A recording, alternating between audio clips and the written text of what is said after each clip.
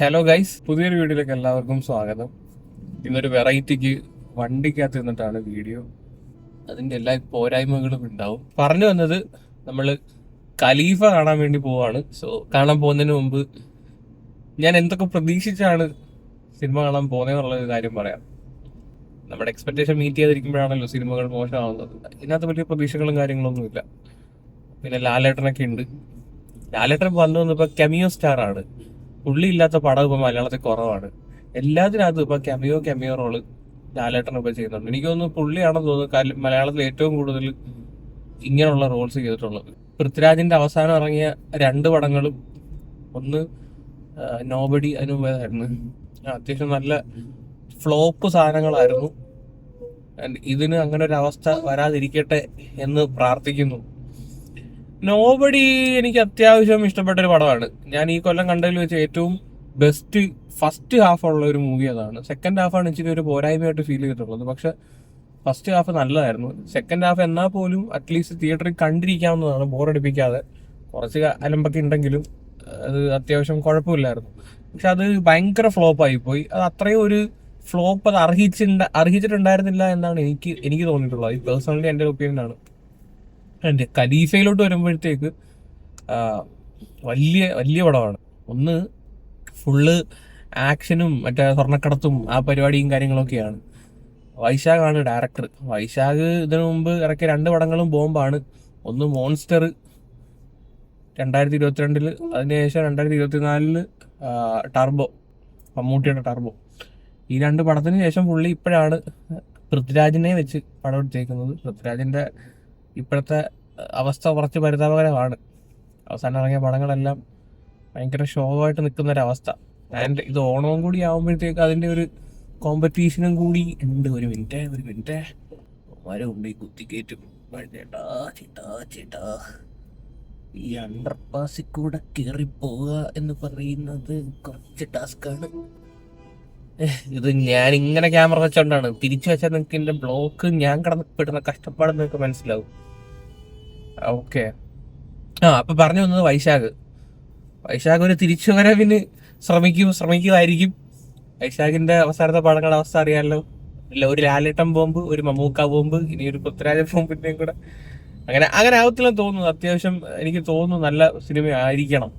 പിന്നെ വേറൊരു ഇതെന്ന് പറഞ്ഞു കഴിഞ്ഞാൽ ഇത് പാർട്ട് 1 ആണ്. ഇത് കംപ്ലീറ്റ് പടമൊന്നും ഇല്ല.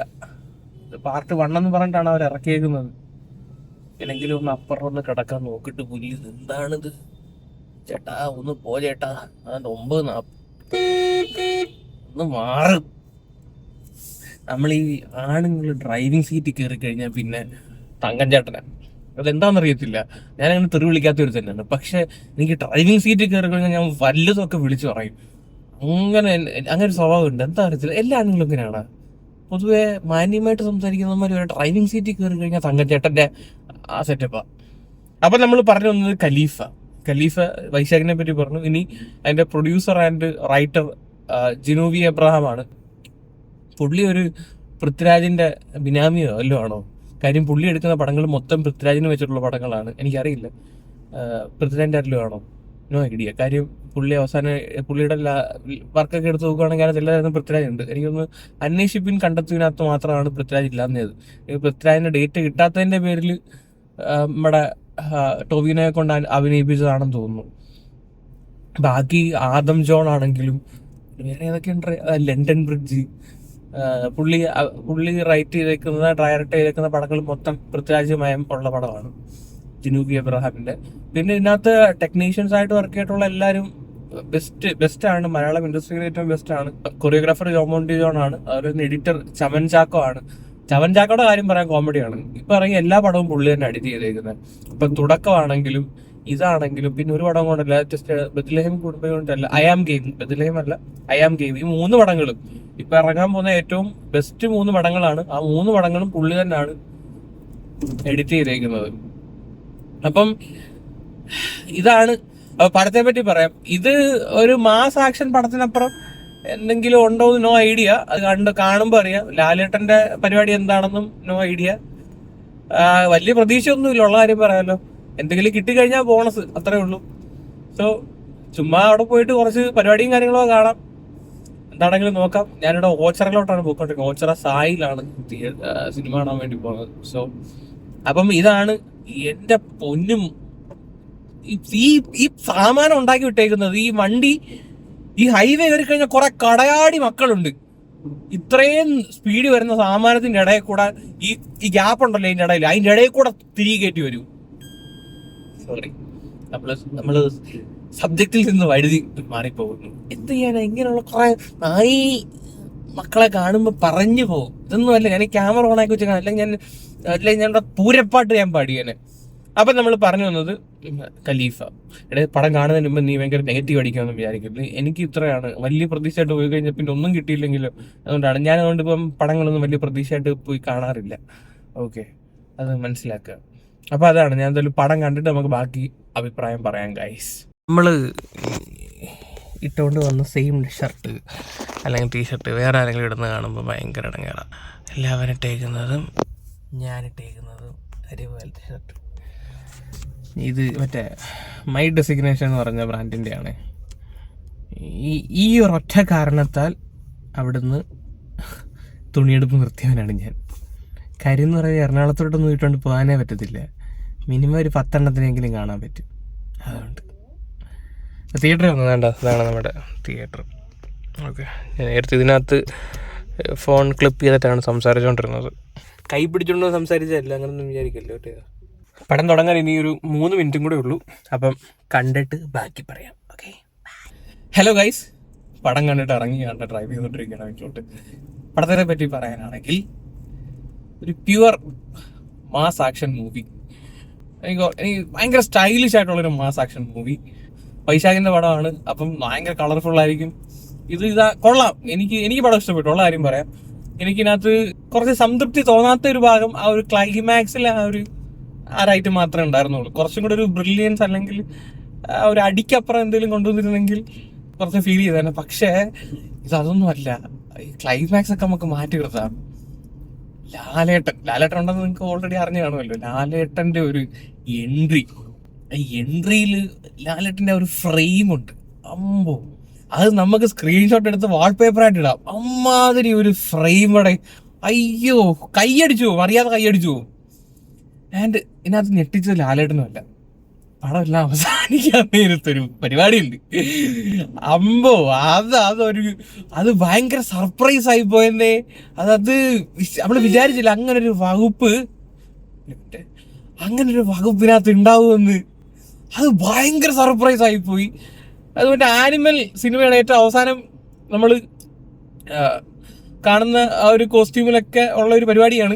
സംഭവം എന്താന്ന് ഞാൻ പറയുന്നില്ല, നിങ്ങൾ തിയേറ്ററിൽ കണ്ടാൽ മതി. പക്ഷെ അത് ക്ലൈമാക്സ് കണ്ടിട്ട് കിട്ടാത്ത ഒരു സംതൃപ്തി എനിക്ക് അതിനകത്ത് കിട്ടി എന്നുള്ളതാണ്. ഭയങ്കര സാധനം. എനിക്ക് പടം ബോറടിച്ചിട്ടേ ഉണ്ടായിരുന്നില്ല. ഞാൻ പറഞ്ഞല്ലോ, ഒട്ടും പ്രതീക്ഷയൊന്നുമില്ല അതാ പോയത്. വൈശാഖിന്റെ പടത്തിൽ നിന്ന് നമ്മളൊരു മാസ് മസാല സാധനമൊക്കെയാണല്ലോ പ്രതീക്ഷിക്കുന്നത്. ആ സാധനത്തിനകത്ത് കിട്ടുന്നുണ്ട്.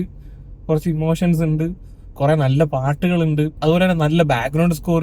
മറ്റേ ഇടിച്ചളക്ക് ബാക്ക്ഗ്രൗണ്ട് സ്കോറൊക്കെ ഉണ്ടെങ്കിൽ പോലും അരോചകമായിട്ട്, മറ്റേ കാട്ടാളം മൂവിക്കകത്ത് അരോചകമായിട്ട് ഉണ്ടാക്കിയ പോലെ ഒന്നും തോന്നിയിട്ടില്ല. പിന്നെ ഇതിനകത്ത് പൃഥ്വിരാജ് എന്തൊരു ലുക്കാണ് ഇങ്ങേര്. എനിക്ക് മനസ്സിലാവുന്നേ ഇല്ല, എന്തൊരു ലുക്ക്. ഫസ്റ്റ് ഹാഫിൽ മറ്റേ മലപ്പുറം സ്റ്റൈലിൽ ഒരു ഷർട്ടൊക്കെ ഇട്ട് ബുള്ളറ്റിനകത്തൊക്കെ പോകുന്ന ഒരു പരിപാടിയൊക്കെ ഉണ്ട്. അയ്യോ, എന്തൊരു ലുക്ക് ഇങ്ങേര്.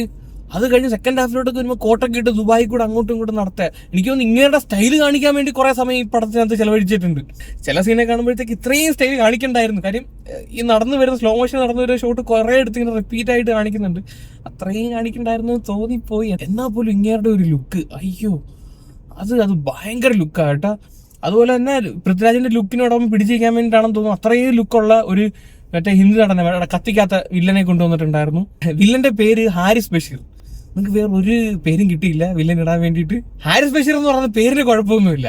പക്ഷെ മോളിവുഡ് ടൈംസ് കണ്ട വ്യക്തികൾക്കാണെങ്കിൽ ഈ ഹാരിസ് ബഷീർ എന്ന് കേൾക്കുമ്പോൾ കോമഡി ആയിട്ടാണ് ഫീൽ ചെയ്യുന്നത്. മോളിവുഡ് ടൈംസിനകത്ത് വിനീത് ശ്രീനിവാസന്റെ പേര് ഹാരിസ് ബഷീർ എന്നാണ്, ഇതിനകത്ത് മെയിൻ വില്ലന്റെ പേര് ഹാരിസ് ബഷീർ എന്നാണ്. അതൊരു പോരായ്മയൊന്നും അല്ല. പക്ഷെ 2 സിനിമയിൽ ഒരേപോലത്തെ പേര് ഇങ്ങനെ കേൾക്കുമ്പോഴത്തേക്ക് എന്തോ ഒരു മറ്റേ പടം ഓർമ്മ വരുന്നു. ഏതാ? Mollywood times. ഇതിനകത്തൊരു നടിയൊക്കെ ഉണ്ട്, പൃഥ്വിരാജിന്റെ നടി.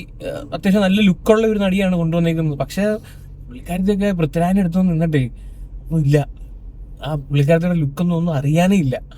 പിന്നെ നേരത്തെ പറഞ്ഞ പോലെ ഇതൊരു ഫസ്റ്റ് പാർട്ടായിട്ടാണെങ്കിലും ഇത് മറ്റേ ഇടയ്ക്ക് വെച്ച് നിർത്തിയിട്ട് ബാക്കി നിങ്ങൾ അടുത്ത വട്ടം കണ്ടാൽ മതി, അങ്ങനൊന്നുമില്ല. ഒരു പ്രോപ്പർ ആയിട്ടുള്ള ഒരു എൻഡിങ് തരുന്നുണ്ട്.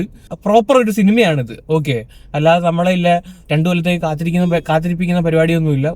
നമുക്കൊരു സംതൃപ്തി ഇത് കണ്ടിറങ്ങുമ്പോഴത്തേക്ക് തോന്നും. വീട്ടിൽ എന്റെ താവളത്തിൽ എത്തിയിട്ടുണ്ട്. അപ്പൊ ഇതിന്റെ ഒരു സെക്കൻഡ് പാർട്ട് ഉണ്ട്. സെക്കൻഡ് പാർട്ടാണോ അതോ ഇതിന്റെ ഫസ്റ്റ് പാർട്ടാണോ എന്നറിയില്ല. അപ്പൊ ലാലേട്ടന്റെ ക്യാരക്ടർ ആയിരിക്കും അതിനകത്ത് മെയിൻ സാധനം. അപ്പൊ അങ്ങനെ ഒരു പടമൊക്കെ എടുക്കുവാണെങ്കിൽ ഈ ലെവലിൽ എടുത്ത് വെച്ചിട്ടൊന്നും കാര്യമില്ല. കാര്യം എന്ന് പറഞ്ഞാൽ ഈ സിനിമയ്ക്ക് അത് പൃഥ്വിരാജിന് കൊടുക്കുന്നതിനേക്കാളും വലിയ ഹൈപ്പാണ് ഈ മാമ്പറക്കൽ അഹമ്മദ് അലി എന്ന് പറയുന്ന ക്യാരക്ടറിന് കൊടുക്കുന്നത്, ലാലേട്ടന്റെ ക്യാരക്ടറിന് കൊടുക്കുന്നത്. എന്റെ മുത്തച്ഛനാണ്. അപ്പൊ അമ്മാതിരി ഹൈപ്പ്, തുടക്കം തൊട്ടേ ഈ പേരിന്റെ ഹൈപ്പ് കയറ്റി വന്നേക്കാണ്. അപ്പൊ ഇമാതിരി പരിപാടി ഒന്നും കാണിച്ചിട്ടൊന്നും കാര്യമൊന്നുമില്ല, മനസ്സിലായ? അത് ഇതിന്റെ ഒരു 10 ടൈംസ് എങ്കിലും കിടിലം സാധനമായിട്ട് ഇറക്കണം, എന്നാലേ അത് ഒരു ഗുണമുള്ളൂ. അല്ലെങ്കിൽ അത് ഇറക്കാതിരിക്കുക നല്ലത്. ഇപ്പോൾ ഉള്ള ആ ഒരു ഓറയും കൂടെ പോകും. സോ പടം മൊത്തത്തിൽ എനിക്ക് വർക്കായിട്ടുണ്ട്. വർക്കാവാത്ത ആളുകളും ഉണ്ടാവും, ചിലപ്പോൾ മിക്സഡ് ആവാനുള്ള സാധ്യതയുണ്ട്. റിവ്യൂ ഐ നോബഡി എനിക്ക് ഫസ്റ്റ് ഹാഫ് വർക്കായതാണ്, സെക്കൻഡ് ഹാഫ് ഒരു ആവറേജ് ആയിട്ട് തോന്നിയതാണ്. പക്ഷേ മൊത്തത്തിൽ എനിക്ക് ആ പടം ഒരു എന്റർടൈനിങ് ആയിട്ട് ഫീൽ ചെയ്തു. ഇതിനകത്ത് പിന്നെ ലോജിക്കോ കാര്യങ്ങളൊന്നും നോക്കിപ്പോയി കാണാൻ നിൽക്കില്ല ഈ പടം. അതൊക്കെ മാറ്റി വെച്ചിട്ട് ഒരു മാസ് മസാല മൂവി അല്ലെങ്കിൽ ഒരു അടിപ്പടം, അതിനകത്ത് കുറച്ച് ഇമോഷൻസ് പിന്നെ കുറച്ച് സ്മഗ്ലിംഗ് പരിപാടി ഇതൊക്കെ ഉണ്ട് എന്നുള്ള ഒരു സെറ്റപ്പിൽ പോയി കണ്ടാൽ മതി. അല്ലാതെ ഭയങ്കര ട്വിസ്റ്റും ടേൺസും അങ്ങനെ ഭയങ്കര സീറ്റ് എഡ്ജ് ത്രില്ലർ അങ്ങനെയുള്ള വകുപ്പിലൊന്നും പോയി കാണുകയൊന്നും വേണ്ട. ഇത് മൊത്തത്തിൽ ഒരു ഇങ്ങനെ ജോളിയായിട്ട് കണ്ടിരിക്കാൻ പറ്റുന്ന ഒരു സാധനോടെ ആ ഒരു മൈൻഡ് സെറ്റോട് കൂടി പോയി കാണണം. അല്ലാതെ മറ്റേ നമ്മുടെ സൂര്യയുടെ അയനകത്തെ കൂട്ടുള്ള സ്മഗ്ലിംഗ്, അത്രയും ബ്രില്യൻസ് യൂസ് ചെയ്തിട്ടുള്ള സ്മഗ്ലിംഗ് അതൊന്നും ഇതിനകത്ത് ഇല്ല, ഒന്നും പ്രതീക്ഷിക്കണ്ട. ഇതിനകത്ത് സ്മഗ്ലിംഗ് ഒക്കെ പെട്ടെന്ന് ഇങ്ങനെ കാണിച്ച് അങ്ങ് ഇടുന്നേ ഉള്ളൂ. Okay, this is my opinion. ചിലർക്ക് വർക്കാവും, ചിലർക്ക് വർക്കാവത്തില്ലായിരിക്കും. സോ പടം കണ്ടിട്ടുള്ളവരാണെങ്കിൽ താഴെ ഒന്ന് കമന്റ് ചെയ്യൂ ഗൈസ്. ഇതെന്റെ മാത്രം ഒപ്പീനിയൻ ആണ്. ഞാൻ നല്ലത് പറഞ്ഞെന്നും പറഞ്ഞ് നിങ്ങൾ പടത്തിന് പോവുകയോ ഞാൻ കൊള്ളാത്തത് പറഞ്ഞെന്നും പറഞ്ഞ് പടത്തിന് പോവാതിരിക്കുകയോ ചെയ്യേണ്ട യാതൊരു ആവശ്യവുമില്ല. പടം കാണുന്നതും കാണാതിരിക്കുന്നതും നിങ്ങളുടെ തീരുമാനമാണ്. സോ പടം കണ്ടിട്ടുള്ളവരാണെങ്കിൽ താഴെ വന്ന് ഒപ്പീനിയൻ പറയുക. അതുകൂടെ കണ്ടിട്ട് ആളുകൾക്ക് തീരുമാനിക്കാമല്ലോ പോണോ വേണ്ടോ എന്നുള്ള കാര്യം. അത്രയാണ്, വേറൊന്നും പറയാനില്ല. അപ്പം ശരി.